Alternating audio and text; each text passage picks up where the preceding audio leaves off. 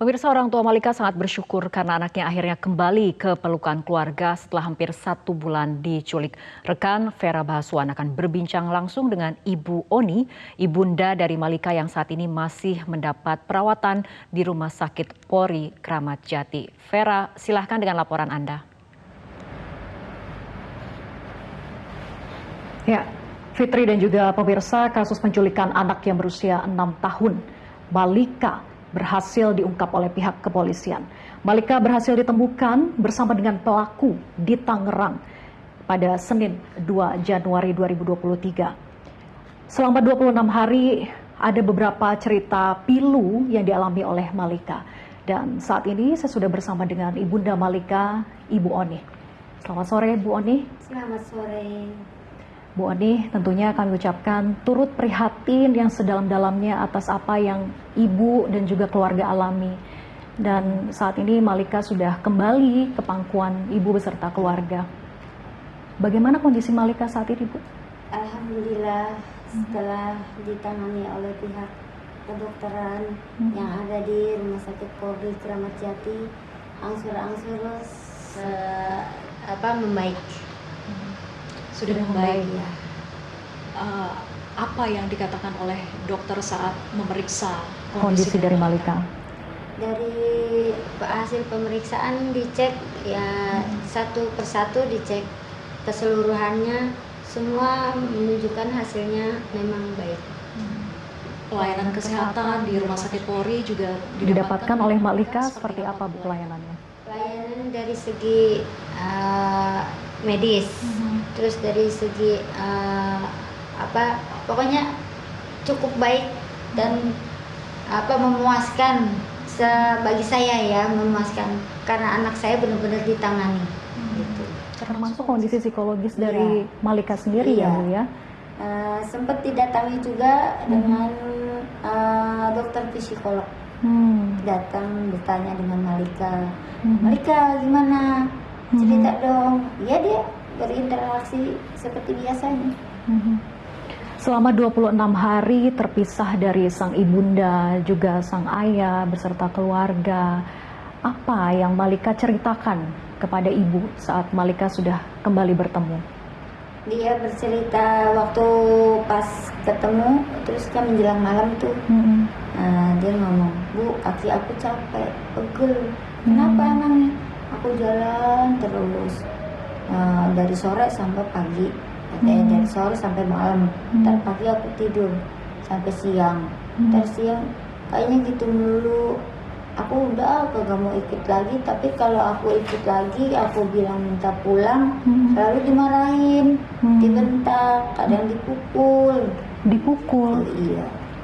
Di bagian mana saya dipukul? Malika cerita? Malika bilang, Bu, kalau aku bilang, Om, aku mau pulang, aku kangen pengen ketemu sama ibu.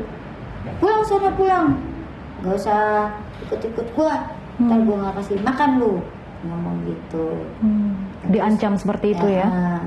Terus malamnya dia ngeringi karena saking kangen, karena udah seminggu lebih, saking kangen pengen ketemu sama ibunya. Bilang gini, Om, aku pengen pulang, aku pengen ketemu ibu. Terus berisik lu, terus gue pukul lu, kayak gitu. Entah masih ngerengek terus, entah apa kali ya si Malika, tahu dipukul. Di mana kamu dipukul, Neng? Sama si Om, ini Bu, di paha Bu, aku dipukul. Berapa kali? 2 kali. Terus kamu pagi-pagi jalan lagi? Enggak, aku emang dibawain nasi, dikasih makan. Terus sore-sorenya aku gak mau berangkat mulung, aku diomelin. Disuruh bantuin untuk kerja memulung itu juga ya, Bu? Iya. Terus sore-sore aku diajak mulung, aku bilang aku gak mau, aku mau ketemu sama ibu. Terus dia bilang, berisik lu, ntar gue tabok lu, gue pukul lu. Terus mulut aku ditabok. Oh, jadi betul yang ada di bagian bibir itu luka karena dipukul oleh sang pelaku ini? Iya.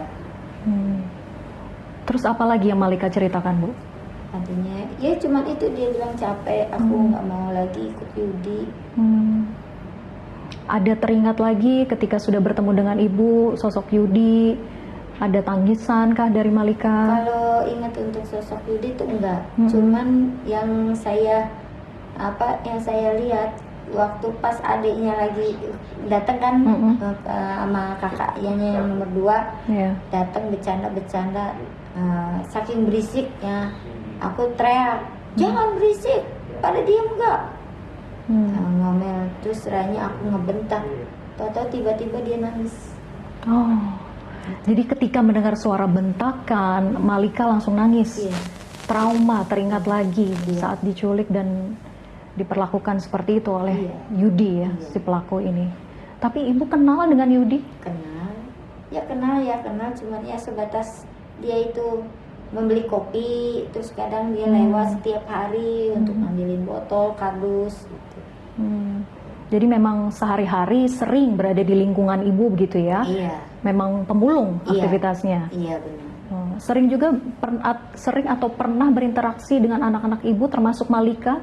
Kalau berinteraksi sih nggak terlalu sering ya. Kadang-kadang kalau dia mampir ke warung kopi, itu dia sering ngobrol. Dek, mau mainan nggak? Om punya mainan nih. Bentar ya. Ada umpan yang dikasih? Dikasih hadiah? Bentar mainan. Ya Om. Bentar ya Om, ambil mainan dulu nih. Ada mainan. Om nemu mainan banyak. Dibawalah mainannya, dikasihin mainannya. Tapi pada saat itu ibu tidak menaruh curiga bahwa ada niat buruk dari Yudi ini? Enggak. Kalau saya ngerasa dia umum seperti orang-orang biasa yang ngasih anak saya mainan apa gitu. Nggak pernah ada terbesit sedikit pun tuh untuk rasa curiga itu enggak. Tapi kalau kita runtut lagi ke belakang gitu ya, ketika Malika ini diculik dan dibawa oleh Yudi, seperti apa ceritanya Bu? Awalnya itu dia beli teh manis ke warung. Ternyata si kakak bilang nggak punya teh, jangankan teh gula aja nggak ada, tapi kan dia minta teh manis. Kopi mau nggak? Katanya gitu. Boleh deh kopi, katanya dia gitu. Bikinin sama bapak sekalian. Terus adanya tuh bikinin juga susu 2, bikinin. Setelah dibikinin, terus dia nanya, Kak ada nasi nggak? Punya nasi nggak? Nggak ada nasi, jangankan nasi beras aja nggak ada. Kata si kakak gitu. Emang si kakak agak ketus orangnya. Ya. Oh nggak ada beras, beli beras di sana, katanya gitu. Ini duitnya, ngasihlah duit 50.000 ke si kakak. Setelah ngasih uang 50.000, si kakak beli beras untuk masak. Nah, setelah masak, uang yang beli beras itu dikembaliin. Nah dia ngomong, ya udah Kak, aku mau beli ayam chicken dulu ya. Kita mau makan bareng-bareng di sini. Di sini ada berapa orang, katanya gitu. Hitung lama dia. Yudi yang menghitung ini dan ingin membelikan. Iya. Ya, tapi aku mau ke bapak dulu. Dia ke bapak lah. Pak, nih aku mau beli ikan. Ikan sepat 10.000, ikan leleknya goceng. Tapi aku titip tas ya Pak. Nah, ini uangnya nih Pak, buat bayar ikan. Hasilnya 50.000. Nah suami aku bilang, nggak ada kembalinya Yud. Aku belum pernah ngelaris. Gimana ini? Ya udah pegang sih Pak, kata si Yudi. Buat nggak percaya amat sih sama anak, dia bilang begitu. Tapi aku titip tas ya Pak, sekalian sama ikannya dititip di sini. Nanti sore aku ambil. Soalnya aku mau beli ayam chicken dulu. Nah, kita mau makan rame-rame di sini.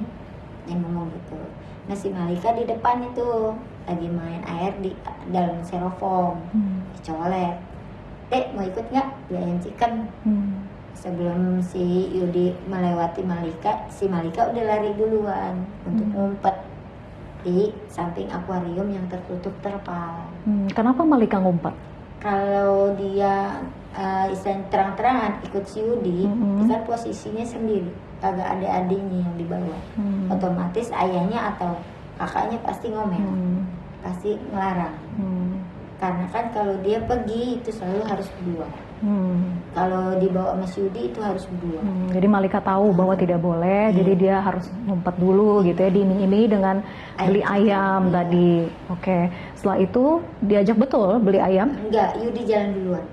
Oh. Yudinya jalan duluan, posisi Malika masih ngumpet. Nah, mbaknya yang nomor 2 ini, kakaknya yang nomor 2 ini keseberang untuk ngangkatin jemuran. di depan kios. Dia angkat jemuran, setelah ngangkatin jemuran, tapi dia posisi masih ngintip, masih ngelongok, memastikan Yudi benar apa enggak beli ayam. Kalau dia lurus berarti dia bohong, kalau dia belok berarti dia beli ayam. Dalam benak pikirannya si kakak. Nah, ternyata memang dia belok. Nah, gak lama dia belok, ternyata si Malika ngikut dari belakang. Nah, setelah ngikut dari belakang si kakak teriak, "Ayah, tuh si Malika ikut Om Yudi." Baik. Sudah setelah itu ya udah bapak Dari situ tahu bahwa Yudi yang membawa Malika begitu ya. Gimana saat itu ibu tahu ketika Malika dibawa oleh orang lain, diculik, memang langsung lapor ke pihak kepolisian atau gimana, Bu? Selepas dari kejadian itu saya jam 3 sore itu saya datang dari kerjaan untuk menanyakan di mana si Malika, kok nggak kelihatan. Bapaknya bilang, "Iya, udah saya cari," katanya, "nggak ada."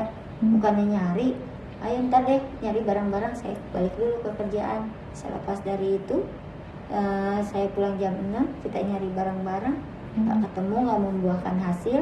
Nah, besoknya di hari Kamis saya laporan ke RT RW untuk laporan ke polisi yang terdekat. Ternyata di sana nggak ada orang. Nah, terus saya masih muter, masih nyari. Dapatlah telepon bahwa si Malika ada di Duri Kesambi. Bingung, saya mau laporan dulu apa mau cari dulu gitu.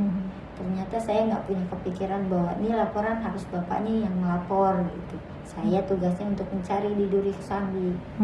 Tapi di Duri Kesambi tidak ketemu? Nah, ketemu anaknya, tapi bukan Malika. Anak orang lain. Anak orang lain karena kecil, beda umur. Ya. Setelah itu baru lapor ke pihak polisian gitu ya? Saya lapor di pihak kepolisian hari Jumat. Dibantu oleh pihak kepolisian saat itu? Karena laporan kita kehilangan anak. Iya. Kehilangan anak.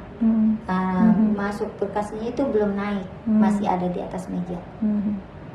Tapi langsung diupayakan untuk pencarian terhadap Malika? Enggak.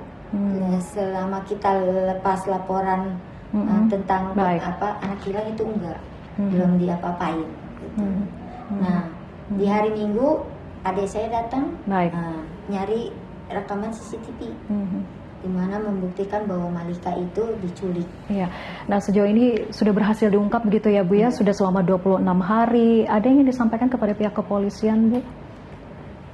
Dari hati nurani saya, dengan sangat hormat, saya mengucapkan banyak-banyak terima kasih kepada jajaran Kapolri dan Kapolres, turutnya untuk kepolisian Indonesia yang mau menguruskan tenaga untuk mencari anak saya. Saya ucapkan banyak beribu-ribu terima kasih. Baik. Ya, saya mau ucapkan terima kasih untuk Bapak Ekel. Dia rela meninggalkan anak istrinya demi mencari anak saya. Dia rela, misalnya mau mencari anak saya biar dimanapun anak saya ada. Meninggalkan apa istilahnya? Nggak ketemu berhari-hari dengan anaknya demi mencari gitu. Malika. Iya. Nah, terus juga dengan Bapak Iskandar, apa Bapak siapa tuh sejajarannya sama Pak Om Ekel, dia banyak membantu saya. Dia meninggalkan keluarganya demi Malika. Saya ucapkan terima kasih, sedalam-dalamnya saya ucapkan terima kasih. Baik, artinya bantuan serius yang dilakukan oleh Polri sampai dengan akhirnya Malika bisa ditemukan setelah 26 hari diculik. Kita lanjut ke perbincangan, Bu, usai jeda. Dan pemirsa tetap bersama kami akan kembali usai jeda. Baik, dan pemirsa, saat ini saya masih bersama dengan Ibu Oni, yaitu ibu kandung dari Malika. Bu Oni tadi sempat bercerita bagaimana Malika awalnya sampai dibawa oleh sang pelaku ini, Yudi begitu. Tapi kalau melihat dari karakter Malika sendiri, apakah memang pernah diajak oleh orang lain, misalnya, dan Malika mau begitu? Kalau Malika untuk diajak orang lain itu nggak pernah. Dan juga kalau mau diajak kemana itu nggak pernah mau. Artinya baru kali ini ya, Bu ya? Iya. Dan itu pun dengan iming-iming karena mau dikasih ayam sehingga Malika tergiur. Sebenarnya sih nggak dikasih ayam juga, dari awal dia tuh udah suka dikasih mainan, diajak jajan. Pendekatannya sudah ada. Berkali-kali diajak jajan. Jadi Malika tuh percaya kalau memang beli ayam itu pasti pulang. Disitulah. Bu Oni, tadi Ibu Oni juga sempat bercerita bahwa Malika tidak bisa mendengar lagi bentakan kalau tidak dia menangis. Bagaimana cara Ibu menenangkan Malika, Bu, di saat-saat seperti itu? Paling saya gendong, saya peluk, bilang nggak usah nangis, kan ibu di sini. Siapa yang marahin kamu? Gak ada yang marahin kamu. Kalau ada yang marahin kamu, ada yang ngomelin kamu, ibu yang marah. Nggak, ibu nggak boleh ngomel, nggak boleh marah sama siapa aja. Jangan. Ibu nggak boleh marah. Udah, kalau ibu nggak mau marah, kamu nggak, jangan nangis ya. Nggak apa-apa, jangan nangis ya. Diam. Ibu menenangkan Malika ya.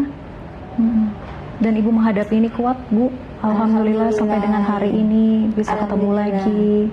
Mendengar senyumannya dia, mendengar tawanya dia, canda-candanya dia, itulah adem rasanya hati saya. Apa yang menguatkan Ibu, Bu, sampai bisa bertahan sampai 26 hari, minta bantuan ke pihak kepolisian, dan selama proses pencarian itu apa yang menguatkan Ibu? Yang membuat saya kuat dan tegar itu doa semua dari orang-orang yang percaya bahwa Malika pasti pulang. Gitu. Siapa orang-orang yang menguatkan Ibu? Banyak dari keluarga, dari orang-orang terdekat, dari orang-orang sekitaran rumah, terutama bapak-bapak polisi yang di Kapolres, yang selalu memberi semangat saya, mensupport saya. Sabar ibu, dalam apapun, titik apapun, kita tetap berjuang untuk mendapatkan Malika. Itulah yang bikin saya tegar. Iya, kekuatan dari orang sekitar dan juga Ibu sendiri begitu ya. Iya. Berusaha, bertawakal, betul ya Bu ya? Betul. Ibu Oni tentu sang pelaku Yudi ini saat ini sudah ditangkap. Kalau Yudi ada di depan Ibu, apa yang ingin Ibu katakan? Saya nggak mau banyak berkata-kata dan saya tidak mau mencolek atau menyakiti sedikit pun. Cukup saya melihat, biar dia tahu, dengan lihat kondisi saya seperti ini dia bisa merasakan. Itu aja. Proses hukum sedang berjalan untuk Yudi. Apa harapan Ibu, ganjaran hukum seperti apa yang harusnya didapat oleh orang seperti Yudi? Kalau saya nggak bisa menentukan dia harus dapat hukuman apa, dapat hukuman seperti apa, itu saya nggak bisa menentukan. Yang bisa menentukan itu perbuatan dia sendiri. Bagaimana dia memperlakukan Malika dan memperlakukan saya, menjauhkan saya kepada Malika, hukumlah yang bisa menentukannya. Apapun nanti vonis hukumannya Ibu serahkan gitu ya? Iya. Karena Ibu sudah ikhlas? Iya. Sudah memaafkan? Iya. Dari awal pun saya bisa memaafkan dia tanpa harus melalui jalur hukum seperti ini.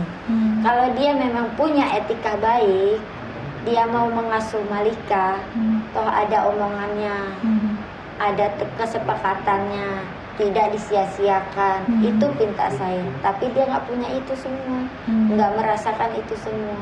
Dan makanya saya balikan kembali kepada pihak hukum.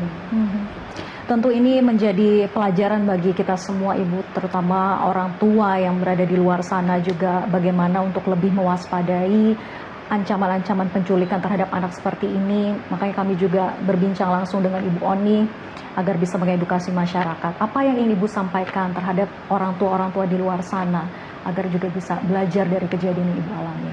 Bagi saya, himbaukan kepada ibu-ibu, terutamanya ibu-ibu yang di sekolahan ya. Kalau bisa jangan sampai lengah untuk memantau gerak-geriknya anak, dan jangan sampai lengah bila ada orang baik terhadap anak.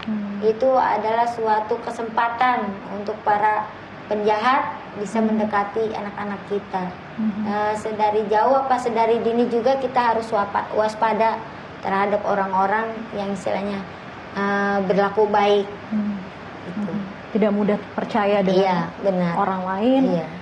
Termasuk orang terdekat pun juga harus waspada Iya, ya, orang Bu, ya? terdekat pun bisa kita curigai karena belum tentu dia itu baik sepenuhnya gitu. Ya bisa aja kan saudara jangan orang jauh lah, saudara sendiri. Kalau ibarat kata dia udah benci, nah terus ya anaknya diajak beli permen atau beli apa, nah, dibawa entah kemana, kan kita nggak tahu bahwa itu dibawa sama siapa gitu. Ya, ya. Jadi pelajarannya memang orang yang sudah dikenal pun gitu ya harus dihati-hati, terlebih ada pendekatan-pendekatan seperti memberi hadiah dan sebagainya. Ada upaya-upaya itu sebelum melakukan kejahatan ya begitu.